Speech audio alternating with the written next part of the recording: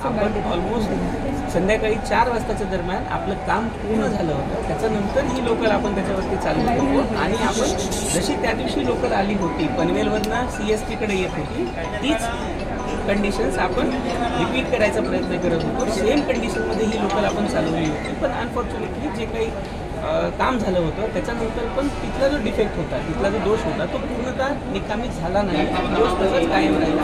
याच्यामुळे याही रेल्वेचा जो एमटी रेक होता त्या एमटी रेकची 2 चाकं जी आहेत ती साधारणपणे 4 ते 15 मिनिटाच्या दरम्यान रुळावरनं घसरलेली आहे. हा